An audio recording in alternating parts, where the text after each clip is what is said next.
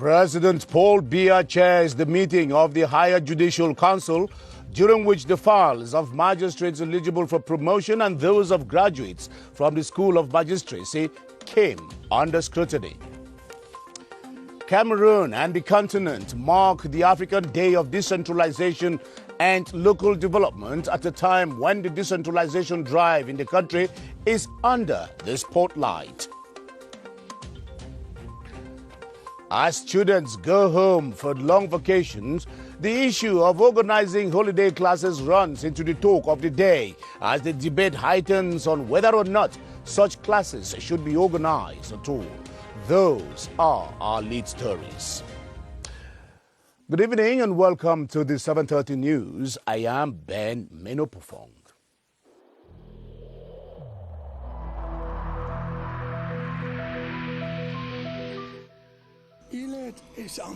Each of us must comply with the measures that have been taken.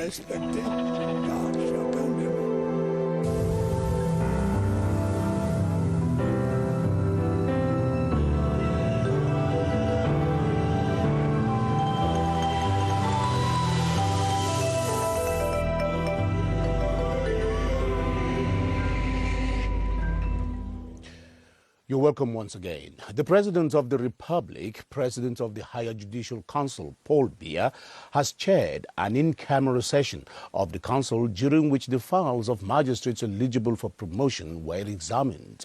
Files of new graduates from ENAM, that is the School of Magistracy in Administration and Magistracy, especially those from the Common Law Department, were also studied. In his preliminary remarks, President Paul Biya urged the members of the Council to show proof of objectivity and impartiality. Chief Unity Palace correspondent Ashunyenti reports. The Unity Palace this Monday, August 10, 2020, in all its splendor and solemnity, and the event itself no less significant. Members of the Higher Judicial Council arrived for the much publicized session in singletons. Some of them old hands, but many more greenhorns in this business. But all the 17 members answer present. On their faces reads a mixture of both eager anxiety and determination of having to, in the presence of the President of the Republic, help shape one of the arms of government, the judiciary. The Higher Judicial Council are seated here, chaired by the head of state, by statute advises the President of the Republic in cases needing presidential pardon. It makes recommendations and proposals on the absorption of ENAM magistracy graduates into the judicial corps, the promotion, appointment, transfers, and discipline of judicial officers. The studious deliberations take place behind these closed doors with the intention of entrenching the credibility of Cameroon's judiciary. Speaking to the press later, the Minister of State, Minister of Justice and Keeper of the Seals, Laurent Esso, who doubles as the Vice President of the Council, explains the atmosphere of sincerity and objectivity that have characterized the discussions in line with the prescriptions of the President of the Council. He also says no disciplinary file was transmitted to the Council for consideration. The last time this institution met was 3 years ago. Since then, several batches of magistracy trainees from ENAM await deployment, and the older ones look forward to professional mobility. The novelty this year is a study for deployment of graduates of the new Common Law Department in ENAM, who will serve exclusively in the Northwest and Southwest regions. On these matters, the views of the Higher Judicial Council are needed as an obligation, yet these views are simply proposals. The last word comes to the President of the Republic. Ashunyenti reporting there from the Unity Palace.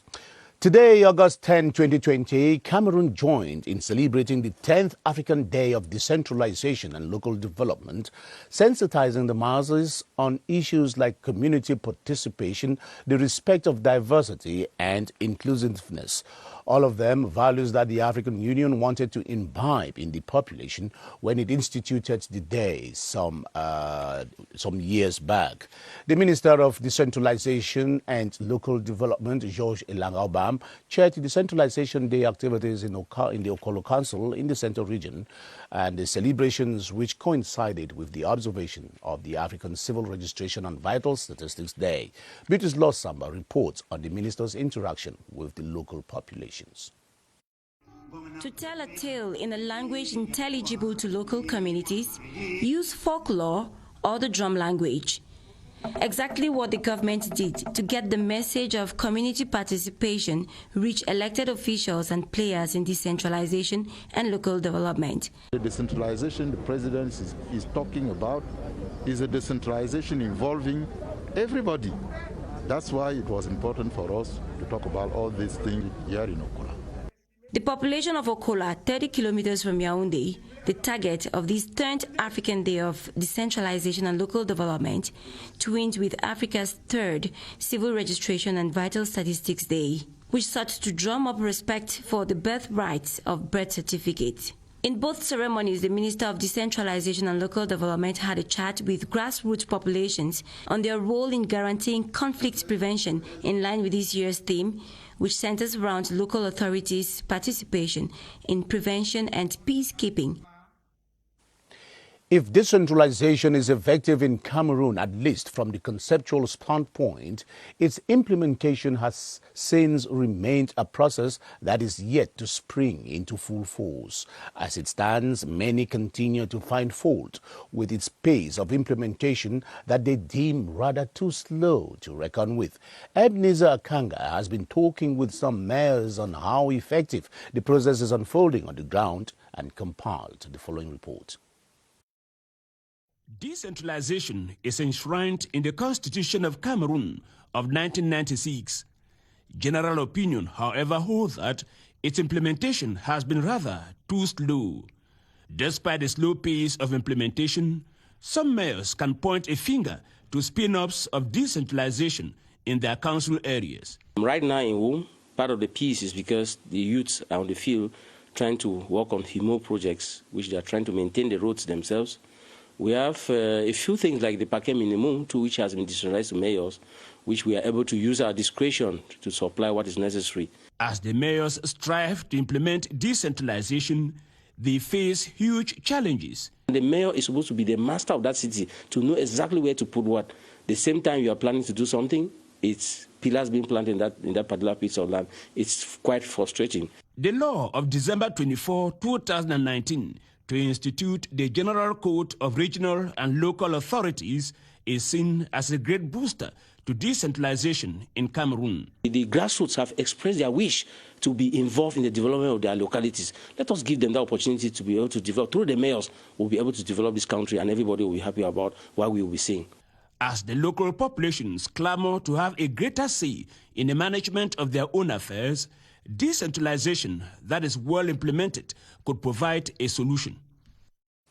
The road to decentralization in Cameroon is still laden with a number of challenges and obstacles, the biggest of them being financial and manpower.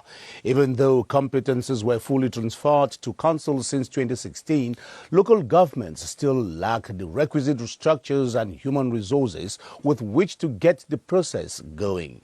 Constantine Baum reports on how the local councils are coping amidst the prevailing hardship and difficulties. In Cameroon, decentralization constitutes the legal, institutional, and financial means through which regional and local authorities operate to foster local development with the active involvement of the population.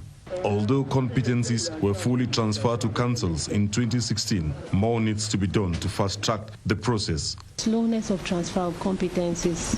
We started since 2010 to receive some competencies from some ministries, but we will not want to say that decentralization has not advanced, because we have received the General Code of relating to regional and local authorities in December 2009. That was a huge leap towards development and decentralization in Cameroon. councils have to embark on more revenue generation sources to meet up the needs of the population. For the Yaoundé 3 Council, we have dwelt more on revenue-generating development projects. That's why you realize that in the Sam market, there's some construction that is going on there. The Yaoundé 3 Council has also embarked on commercial stores around Guaikele and also to build an amusement park at Ifulan Lake. Decentralization is real in Cameroon, but experts think the government has to implement projects to deepen and accelerate the process. Decentralization has given rise to a new form of conflict, the one pitting mayors and senior divisional officers whom mayors are accusing of having overstepped their supervisory role. Some of these mayors and senior divisional officers are virtually at daggers drawn over the management of some projects and assets in the local council area.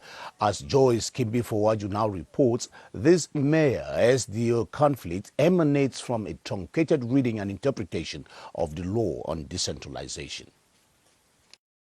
In addition to competences transferred by the 2004 law, the law of 2019 on the General Code of Regional and Local Authorities beefed up councils with 7 new competences, while at the same time upholding the principle of decentralized governance in Cameroon. The authority of the state at the local level is championed by the senior divisional officers. His scope of interference touches on the control of legality of operations and counseling. 8 areas of competence, including budgeting, loans, spending, development plans, amongst others, are submitted by mayors to the senior divisional officers, and in case of any flaws, these could be annulled or sent forward to the judge. But if the mayor is not satisfied with the decision of the senior divisional officer, he takes a litigation forward to the administrative judge for arbitration. The death toll of yesterday's accident along the Bafoussam-Fumbot Highway has climbed to 14. Amongst the deceased is the Foyet family that lost 3 of its members, a woman and her 2 children. The staff of the Bafoussam Regional Hospital have been working round the clock to save more lives from amongst the wounded as the afflicted continue to mourn their dead. Here is Chancellor Tanzi with an update from CRTV West. She has become a lone child following the death of her mom, Florence Kmer, and her 2 siblings.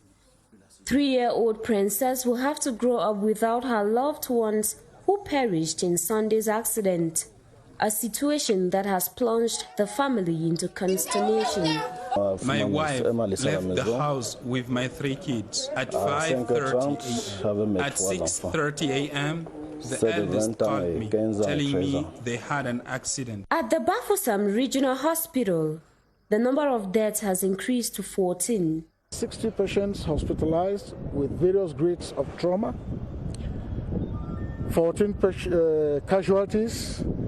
We still have about 3 corpses without identification. We evacuated. The hospital at the moment is in need of specialists to handle the injured cases. We shall be touching our hierarchy, that's the Minister of Public Health, to express the urgency for an orthopedic surgical assistance. Meantime, the staff is working tirelessly to ensure patients are well taken care of. And now on to this press release from the Ministry of Transport following that accident, and it reads, the Minister of Transport, Jean-Ernest Masséna Ngalebibehe, hereby informs public opinion that 2 fatal road accidents occurred on Saturday, the 8th of August 2020 at 1:30 p.m.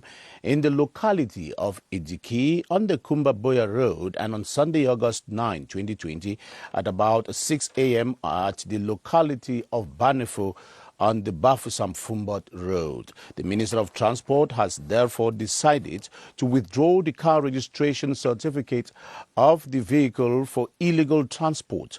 The driving license of Mr. Nembot Calver has been withdrawn, and he is prohibited to sit a driving license examination for a period of 5 years for gross violation of the regulation in force. He wishes to reassure the national and international public opinion that the conclusions of ongoing investigations will make it possible to sanction in compliance with the regulations in force the perpetrators whose responsibilities will be established. And it has been signed Jean-Ernest Masena Ngalebibe, Transport Minister. You're watching the 7:30 news on the Cameroon Radio Television, the CRTV. We are beaming live from Yaoundé. The issue as to whether or not parents should enroll their children for holiday classes is sparking a controversy in discussion circles across the country. While some parents are for it, others are grossly against it, saying that vacations are meant for leisure and recreation and not to bog children down with learning. Our talk of the day tonight confronts the opinions of both parents and experts on this looming controversy. And Yoti Kaleli Sange is our lady on the beat. Divergent views on refresher courses during holidays make the talk of the day. I'm against holidays classes. I'm actually in between, because I think that if a child is good enough, holiday classes are not necessary. But now if the child is slow in learning, holiday classes are good. Holiday classes are forbidden. There are more logical explanations as to why it is necessary for school children to rest. Children use their cognitive to be able to learn, and at each stage their brain has to develop. When they are charged with a lot of work within the whole year without having a rest during holidays, there's going to be a breakdown, and we help to retard these children. Yet some parents think otherwise. It's not like teachers are taking 3 months of holiday classes. No, it's just 1 month, and I think it's warm-up. Experts, however, remain firm that learners need a break. Those learners, they need a period of rest. They need to refresh their brains by doing some other kinds of activities. Still, certain situations may cause opinions to vary. There are some schools who want their students to catch up the program who was not ended during the period of COVID.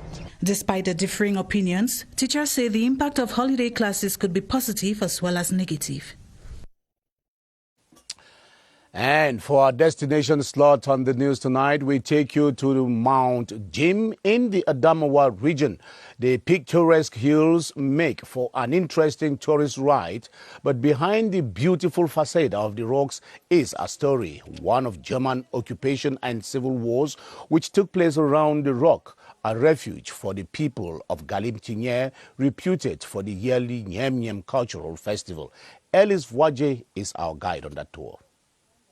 Mount Jim, cited as one of the major touristic attractions in Galim-Tinyer, Faroandeyo division. During war, our ancestors sought refuge here and were able to attack enemies they could see 50 kilometers away from the top.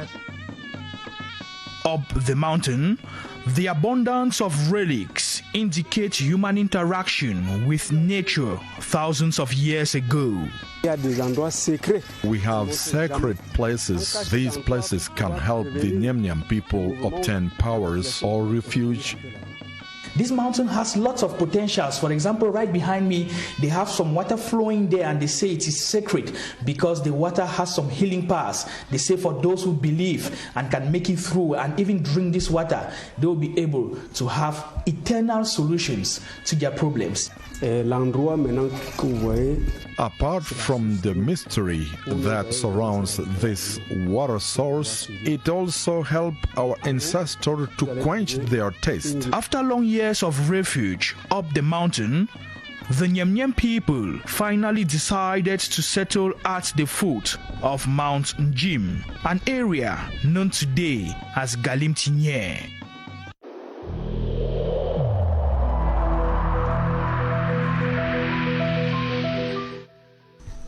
The wearing of face masks in public places will be mandatory until further notice.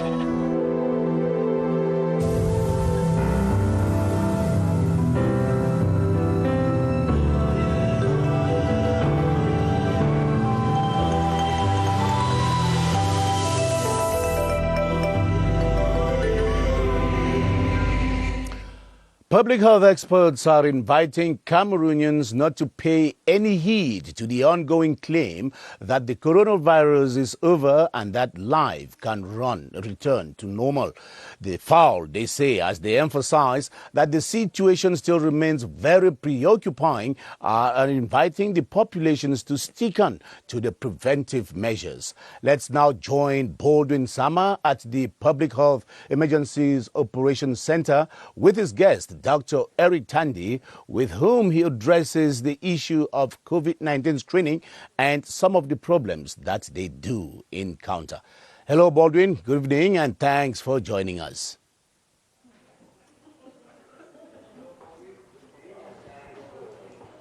Good evening, Ben Menopufong, and welcome to the Public Health Emergency Operations Center. A drop in the number of persons who go for screening as far as COVID-19 is concerned happens to be the main preoccupation of our public health experts, and they say the main intention of the Ministry of Public Health these days is to get as close as possible to the different populations in the nooks and crannies of the country to ensure that more and more Cameroonians get screened for COVID-19, and that's why they say in the days ahead they are going to come up with a program where they are going to go for massive screening in most public and private offices in the 10 different regions of the country. Screening is what we are talking about with Dr. Eric Tanzi, a public health expert in the Ministry of Public Health. Good evening, Doctor. Yeah, good evening, buddy. We are talking about massive screening that continues in the 10 different regions of the country. When we talk about this particular kind of screening, what does it entail, and what are some of the problems noticed so far by these public health experts? Yeah, buddy, you know, from the onset of the pandemic, we've been changing the strategies as far as screening the population is concerned. And right now, at this moment, with the onset of the rapid diagnosis tests that were available to the population, and we've been urging the population to go to designated centers that were allocated, and we've realized that not everybody is doing this. And now we've decided to now move towards the population in order to get them the access of this test kit right to them, so that we can know who is who, as most of us, we are not staying at home, but going to public areas. So the mobile caravan that will be going to the field is a strategy to see that we meet the population at this time, not the population coming to know their status. And then by so doing, remember, with the decentralization process, we've mobilized now community leaders and everybody. So the campaign about sensitization and orienting people to go for screening is now within the communities, and the screening now is equally in the communities. So we are expecting that at the end of this, we should be able to come out with a clear picture of what the situation of COVID-19 is in Cameroon. Thank you so much, Dr. Eric Tanzi. And those with whom these public health experts will be working, they say community leaders, especially religious authorities, they'll be working with these persons in this ongoing campaign to have many persons screened for COVID-19. Back to you, Ben. Thank you very much, Baldwin Sama. We deeply appreciate. The 35th Ordinary Session of the Council of Ministers of Finance, Economy and Integration of the Central African Economic Union has ended with the adoption of resolutions that will ease the movement of persons and goods within the sub-region and facilitate economic revival during the post-COVID era. Caroline Oke-Anoma picked out on the key resolutions of the deliberations that held via video conference and pieced together the following report. While we do not yet have a hand on the duration of the health crisis, CEMAC area GDP is expected to shrink by 4% to 6%. This will definitely be followed by a significant deterioration in the living conditions of the populations, resulting in greater precariousness and poverty.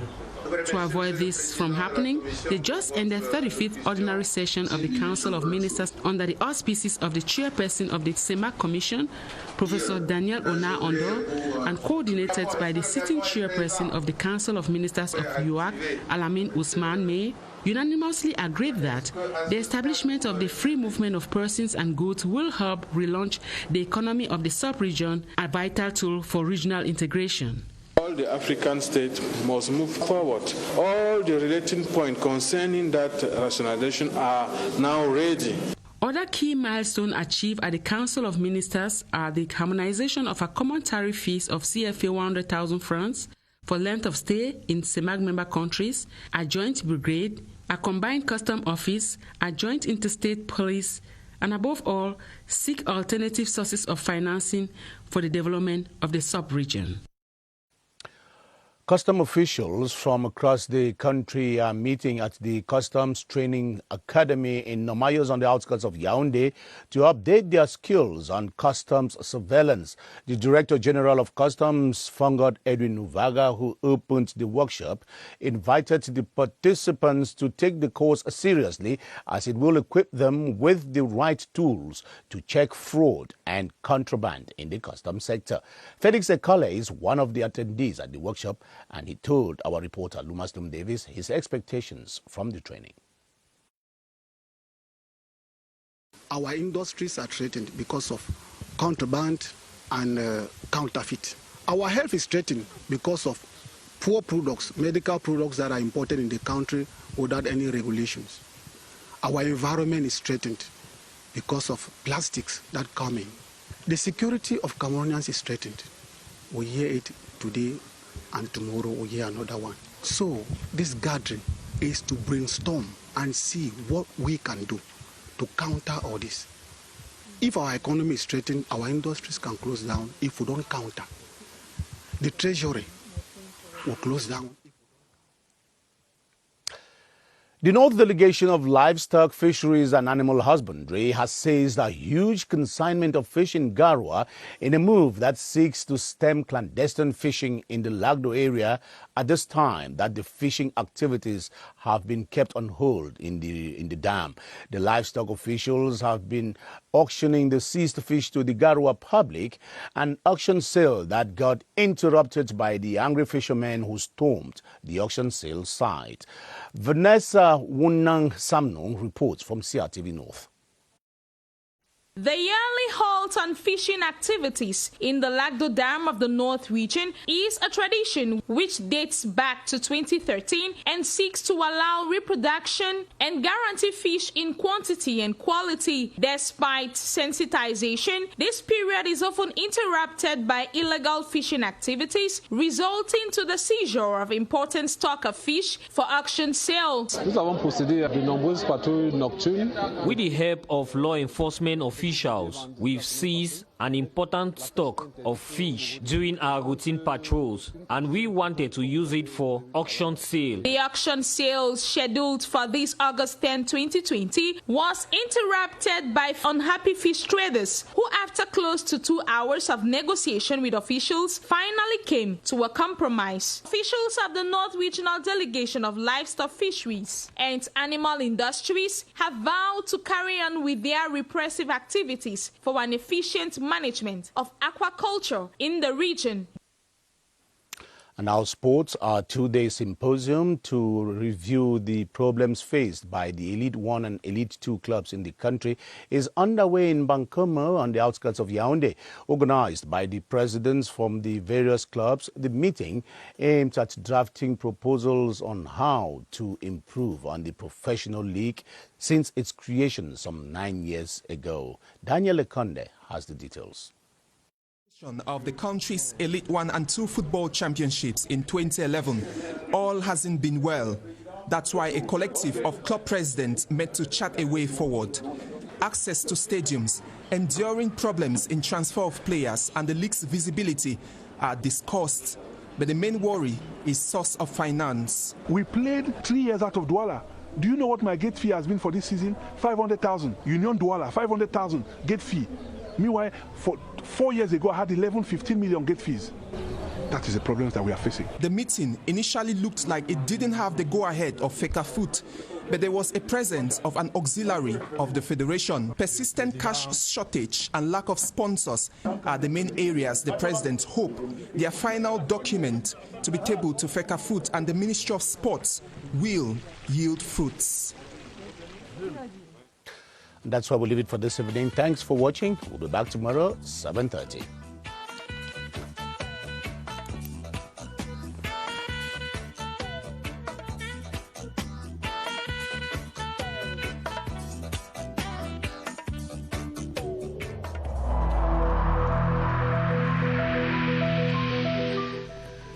In this